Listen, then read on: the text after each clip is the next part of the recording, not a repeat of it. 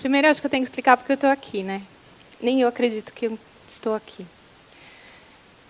Eu sou médica formada pela Casa de Arnaldo e desde muito cedo na faculdade eu me interessava por alguma coisa que as pessoas não se interessam. E foi muito difícil nesse começo, nesses primeiros anos da prática da medicina, porque eu via uma coisa muito diferente do que todo mundo dizia. Tem uma poesia do Manuel de Barros que acho que é muito a minha cara. Ele tinha uma namorada que dizia que ela não viu uma garça na beira do rio, ela viu a beira do rio na beira da garça. E aí o jeito de você ver as coisas, do jeito que eu estava vendo, era despraticar as normas, como bem foi falado pelo Manuel de Barros. Então eu despratiquei as normas, porque eu comecei a cuidar de pessoas no fim da vida. Eu era uma residente meio odiada pelos internos, porque eu enchia meus leitos com pacientes que estavam morrendo. E isso fazia com que, cada vez mais, eu entendesse o quanto a medicina tinha para oferecer para essas pessoas, ao contrário do que todo mundo dizia, que era aquele paciente de cuidado paliativo é uma pessoa que não tem nada para fazer. Quando você não tem nada para fazer na medicina, então você entrega o paciente para cuidado paliativo. Aí a segunda parte mais difícil do que eu estava fazendo era fazer cuidado paliativo, porque na nossa cultura paliativo tem algo assim tipo gambiarra, né? Você vai fazer um paliativo, já ouvi isso em aula, é de doer. E o paliativo, na verdade, não tem nada a ver em colocar uma fita isolante num fio solto. Paliativo vem do latim pallium, que quer dizer manto, cobertor, que era uma capa que era colocada nas costas dos cavaleiros das cruzadas para protegê-los das intempéries. E aí isso tem tudo a ver com o que eu faço. Eu faço cuidado paliativo, é cuidado de proteção. Cuidado de proteção contra o sofrimento, que é a natureza de uma doença grave, incurável, fora de possibilidade de tratamento, de controle, que ameaça a continuidade da vida, está em progressão naquela pessoa, inexoravelmente vai levá-la à morte. Quando a gente fala dessa definição longa, eu estou falando da terminalidade, que todo mundo pensa que tem a ver com o tempo. Ah, tem menos de 6 meses de vida, é paciente terminal.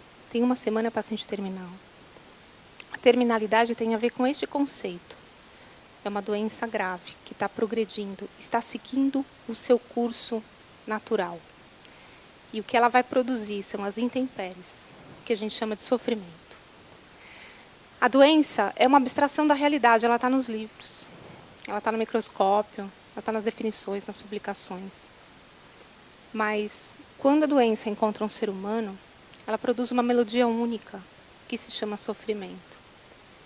As doenças, elas se repetem nas pessoas, mas o sofrimento não. O sofrimento é único, cada um tem o seu. E o sofrimento tem 5 tons diferentes, 5 frequências diferentes. Você vai ter o sofrimento físico, esse dá um baita barulho, né? Atrapalha você ouvir todos os outros sons desse ser humano. Esse sofrimento físico, no cuidado paliativo, a gente trata como se fosse uma urgência, porque há risco de vida, sim, se você não trata o sofrimento humano. Tem muito para se fazer em relação ao controle de sintomas. E aí você passa para a dimensão emocional, que é um outro tom, bem mais complexo. Qualidade tipo Bach, bem complexo, bem rico. Medicina é simples, gente boa. Difícil é a psicologia. Cada ser humano é único e vai expressar nesse momento que tem consciência da sua finitude. Porque todo mundo aqui sacou já que a gente vai morrer, né? Alguém está chocado de saber disso? Não é uma surpresa, né? É que vocês não pensam que pode ser daqui 2 semanas de bala perdida, por exemplo. Né? E aí, quando a gente fala da dimensão emocional, vem todo esse peso de entender, de buscar por que está acontecendo isso. Na dimensão social, em todos os livros de cuidado paliativo, a gente percebe que eles separam em 4 pedaços. Sofrimento físico, emocional, social e espiritual. Eu sou meio metida, eu separo o social em dois, a dimensão familiar e a dimensão social. Porque a gente nunca fica sozinho, nunca fica doente sozinho, a gente fica doente com a nossa família. E a gente faz parte da nossa família, depois a gente se torna um doente da nossa família, e depois que a gente morre, é um buraco que fica nessa situação. E isso precisa ser cuidado.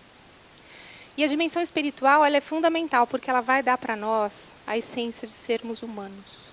A espiritualidade não tem muito a ver com religiosidade. A religiosidade é só um caminho para você alcançar a espiritualidade.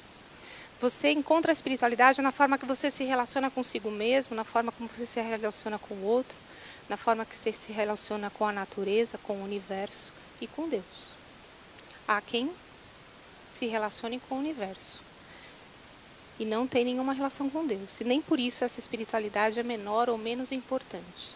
A gente busca sentido na nossa existência. Tem que existir um porquê. E aí a gente aguenta qualquer como já dizia o Nietzsche. O cuidado paliativo, então, vai tratar do sofrimento humano. Em todas essas dimensões. Então, ao contrário do que diziam, o cuidado paliativo tem muito o que fazer. A gente trabalha bastante. Porque na hora que eu olho para um paciente, eu não posso ficar frustrada porque a doença dele não tem cura. Porque se eu me formei médica para cuidar de gente, eu não vou ficar frustrada porque a doença não tem cura. Mas tem muita gente que faz medicina para tratar a doença. Não tem nada de errado. É só você ter claro essa opção. E aí o paciente saca na sua cara. Quando você diz para ele, vai dar tudo certo. E está escrito nos seus olhos, deu tudo errado.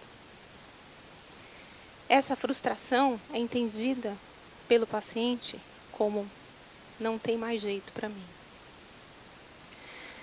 E aí, a gente faz uma reflexão do que significa tempo quando a gente fala de cuidado paliativo. Para entender a importância desse trabalho, a gente tem que sacar que, numa situação como essa, que você está no ambulatório 9 horas da manhã, que você vai atender uma pessoa assim, ela se preparou muito para estar nessa consulta. Ela está uns 3, 4 meses esperando esse horário. Ela vai ter 15 minutos, talvez um pouco menos do que eu tenho aqui para contar para vocês o que significa a importância disso. Ela vai ter 15 minutos da atenção do médico. Ela está se preparando há 3 meses, pensando o que ela tem de mais importante para falar nesses 15 minutos. Porque nesses 15 minutos também tem que caber o que o médico vai dizer para ela. Ela está preparada. Ela se arrumou. Ela pôs um brinco. Ela está de vestido novo. Ela pôs um chapéu. Quem vai sentar do outro lado está preparado para isso? Dá a mesma importância que ela está dando? Porque o tempo que os dois vão trocar é exatamente o mesmo. 15 minutos o médico dará da vida dele, 15 minutos ela receberá dele. Só que a diferença entre esses dois personagens dessa cena é que ela não tem tempo para perder. Quem for sentar do outro lado tem que entender a importância de que ela não tem tempo para desperdiçar com quem não dá importância para um ser humano até o último minuto que ele vive. Não tem mais jeito. Não é possível que a gente possa oferecer isso para uma pessoa. Ela é muito mais do que um corpo, muito mais do que a dimensão biológica. E aí, quando a gente vai falar de estatísticas, a gente sabe que no Brasil morrem mais ou menos 1.100.000 pessoas todo ano. Faremos parte desta estatística em algum momento da nossa vida. Em algum momento da nossa vida, alguém que a gente ama muito vai fazer parte dessa estatística. Cerca de 800.000 pessoas no Brasil morrem uma morte anunciada. Elas morrem de doenças crônicas, ou degenerativas, ou de câncer. Esta morte anunciada proporciona a chance dessa pessoa conseguir redimensionar a própria existência e compreender em que passo ela quer andar. E se tiver alguém do lado dela que compreenda uma tabela, uma estatística, que se forme cientificamente, porque a ciência é brilhante, gente. É maravilhoso ser cientista. Você descobre tanta coisa boa. Você pode oferecer tanta coisa boa para esses pacientes. E na ciência tem uma característica interessante. Tudo que você replica tem qualidade. Se você tratar 1 milhão de pessoas e encontrar o mesmo resultado, isto é científico. Isto é medicina baseada em evidências. Mas na arte, Gente boa é o contrário. A arte, se você replicar, vira pirataria. E o ser humano é único, ele não é replicante, não é replicável. Então você precisa encontrar o que tem de melhor na ciência da medicina baseada em evidências, que existe muita coisa dentro de cuidado paliativo, consistente, embasado, tecnicamente bem feito, que você precisa se formar e entender a importância disso, para oferecer o melhor para esse paciente, para ele poder fazer bom uso da vida dele. Se tem alguma coisa muito ética para se fazer em cuidado paliativo, não é fazer para o outro aquilo que você gostaria para você, porque você vai fazer bobagem, você vai fazer como se fosse para você. A coisa mais ética que a gente pode fazer em cuidado paliativo, diante de um paciente no fim da vida, é ouvir como a gente gostaria de ser ouvido. E aí a gente vai entender o que significa estar numa tabela, quando você segura na mão de uma pessoa que faz parte desses números. E aí muita gente pergunta se isso é mórbido, né? Se é difícil trabalhar com morte, né? Nossa, que lindo o seu trabalho, mas deve ser muito difícil, né? Então eu digo para vocês o seguinte: é um dos trabalhos mais incríveis que tem dentro da medicina, porque você não se esgota. Ao contrário de muita gente que estuda burnout, diz que pessoas que trabalham com cuidado paliativo, com pessoas que trabalham com pacientes terminais, têm índices altíssimos de exaustão profissional. É tudo mentira. Pessoas que trabalham com pacientes que morrem, sim, essas são estressadas, porque elas não entendem o que elas estão fazendo ali. Agora, quem trabalha com cuidado paliativo tem exatamente o contrário, o menor índice de estresse profissional possível, porque a gente aprende a dar valor à vida. Nós não somos a apologia da morte. A morte não é bonita. Ela tem uma beleza ímpar de uma tristeza, mas ela não é bonita. A vida, sim, é bonita. E quando você entra num consultório como aquele ali, senta naquela cadeira e olha para o paciente, olha para aquela pessoa de um jeito diferente, como diz o Chico Buarque, de um jeito diferente, que você nunca tinha feito antes. Você olha de um jeito mais quente, como nunca tinha acostumado a olhar. Aí o cara saca que tem alguém que acredita nele, que ele vai dar conta, que ele tem pouco tempo sim, mas que você está ali do lado, que você vai tratar os sintomas dele com o mesmo respeito, afinco, dedicação e determinação que você trataria o câncer, que você trataria a doença cardíaca dele. E aí, uma vez que você consegue aliviar o sintoma físico, ele tem a chance de dar conta de tudo que a gente precisa dar conta na vida e a gente está deixando para a última hora. Alguém aqui está pronto para morrer hoje? Nem levanta a mão, porque depois eu tenho que... Vem falar comigo depois que eu encaminho para o psicólogo. Ninguém está pronto, gente. Todo mundo tem alguma coisa para fazer e deixa para fazer na hora da saída. Passar um batom, pentear o cabelo, fazer xixi, sabe? Aquela coisa antes de viajar. É assim com todo ser humano. A gente tem a ilusão de que é a primeira impressão que é a que fica, e não é. É a última. Porque no final da vida é impressionante como todo mundo desperta, põe para fora o que é a essência do ser humano, que é o estado de amorosidade. A generosidade com que estas pessoas distribuem sabedoria, conhecimento e gratidão para quem trabalha com isso, com dedicação, é um negócio que não dá para descrever para vocês. E aí, a gente vai viver períodos que podem ser recheados de muitas alegrias. Especialmente porque, às vezes, os pacientes eles têm duas alegrias. Uma de viver aquele momento sem dor. Uma de viver o momento em que ele consegue pedir perdão, se reconciliar com uma pessoa que ele ama muito. Ele consegue agradecer. Ele vive isso uma vez e ele fica muito contente de contar para você que deu conta de fazer. Ele fala, você acreditou? Eu fiz. E aí você consegue retomar laços, refazer situações, entender a sua existência de uma forma que no final da vida faz todo sentido. Porque a gente sabe que no final do livro a gente consegue entender muita coisa que durante o livro inteiro a gente não entendeu. Novela a mesma coisa, filme idem. No final tem todo sentido. E se a gente estiver sem dor, sem falta de ar, sem desconforto, sem medo, sem culpa, sem abandono, a gente vai poder entender o sentido de tudo isso.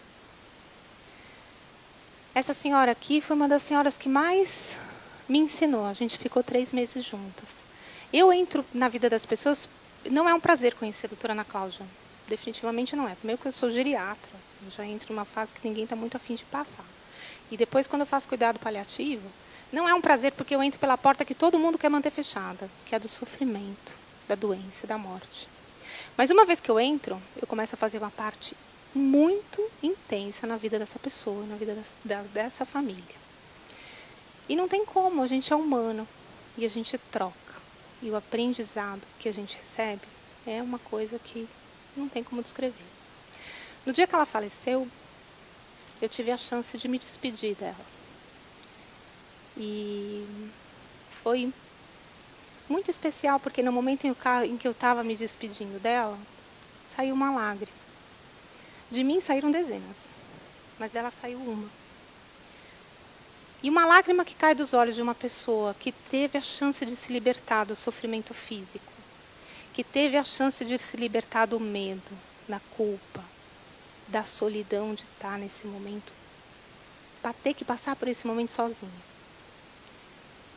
Se libertou do abandono, se reconciliou com a família, esteve presente com todos a maior parte do tempo.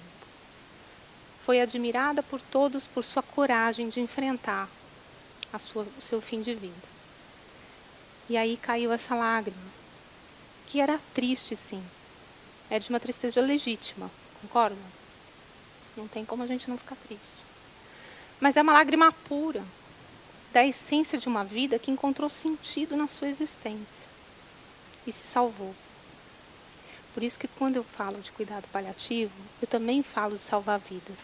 Só que a gente salva vidas históricas, vida com V maiúsculo. Não um corpo, não uma doença que se cura, mas as pessoas têm a chance de embarcar na primeira classe.